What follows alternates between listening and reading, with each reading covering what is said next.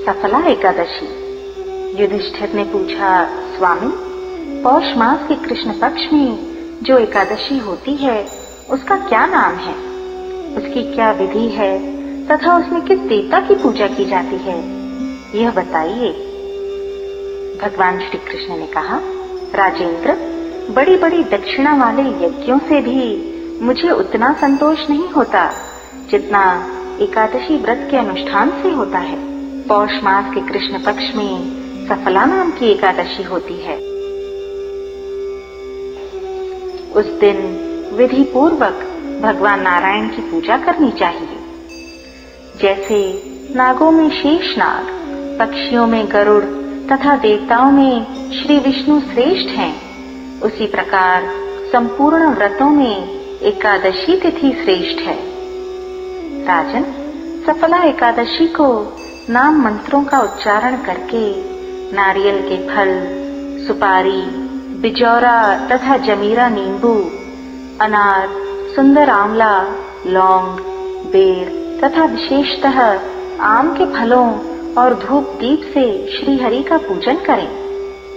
सफला एकादशी को विशेष रूप से दीपदान करने का विधान है। रात को वैष्णव पुरुषों के साथ जागरण करना चाहिए। जागरण करने वाले को जिस फल की प्राप्ति होती है वह हजारों वर्ष तपस्या करने से भी नहीं मिलता। नृपश्रेष्ठ, अब सफला एकादशी की शुभकारिणी कथा सुनो। चंपावती नाम से विख्यात एक पुरी है जो कभी राजा महिष्मत की राजधानी थी। राजर्षि महिष्मत के 5 पुत्र थे। उनमें जो ज्येष्ठ था वह सदा पाप कर्म में ही लगा रहता था, पर स्त्रीगामी और वैश्यासक्त था। उसने पिता के धन को पाप कर्म में ही खर्च किया। वह सदा दुराचार परायण तथा वैष्णवों और देवताओं की निंदा किया करता था। अपने पुत्र को ऐसा पापाचारी देखकर राजा महिष्मत ने राजकुमारों में उसका नाम लुम्भक रख दिया। फिर पिता और भाइयों ने मिलकर उसे राज्य से बाहर निकाल दिया। लुम्भक गहन वन में चला गया। वहीं रहकर उसने प्रायः समूचे नगर का धन लूट लिया। एक दिन जब वह रात में चोरी करने के लिए नगर में आया तो सिपाहियों ने उसे पकड़ लिया। किंतु जब उसने अपने को राजा महिष्मत का पुत्र बतलाया तो सिपाहियों ने उसे छोड़ दिया। फिर वह वन में लौट आया और मांस तथा वृक्षों के फल खाकर जीवन निर्वाह करने लगा। उस दुष्ट का विश्राम स्थान पीपल वृक्ष के निकट था। वह पीपल का वृक्ष बहुत वर्षों पुराना था। उस वन में वह वृक्ष एक महान देवता माना जाता था। पाप बुद्धि लुम्भक वहीं निवास करता था। एक दिन किसी संचित पुण्य के प्रभाव से उसके द्वारा एकादशी के व्रत का पालन हो गया। पौष मास में कृष्ण पक्ष की दशमी के दिन पापिष्ठ लुम्भक ने वृक्षों के फल खाए और वस्त्रहीन होने के कारण रात भर जाड़े का कष्ट भोगा। उस समय न तो उसे नींद आई और न आराम ही मिला। वह निष्प्राण सा हो रहा था। सूर्योदय होने पर भी उसको होश नहीं आया। सफला एकादशी के दिन भी लुम्भक बेहोश पड़ा रहा। दोपहर होने पर उसे चेतना प्राप्त हुई। फिर इधर उधर दृष्टि डालकर वह आसन से उठा और लंगड़े की भांति लड़खड़ाता हुआ वन के भीतर गया। वह भूख से दुर्बल और पीड़ित हो रहा था।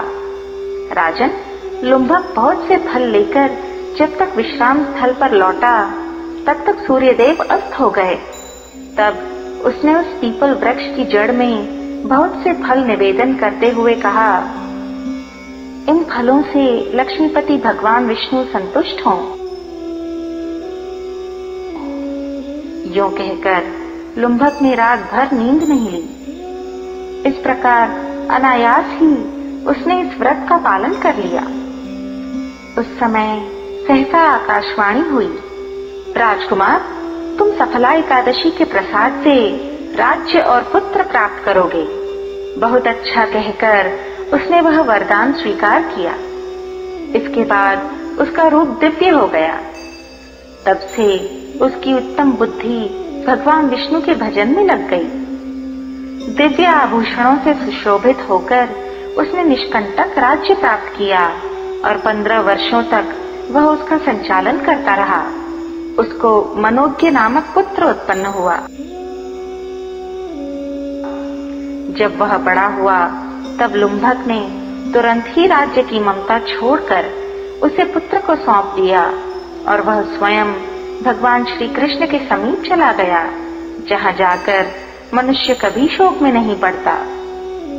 राजन, इस प्रकार जो सफला एकादशी का उत्तम व्रत करता है वह इस लोक में सुख भोग कर मरने के पश्चात मोक्ष को प्राप्त होता है। संसार में वे मनुष्य धन्य हैं जो सफला एकादशी के व्रत में लगे रहते हैं, उन्हीं का जन्म सफल है।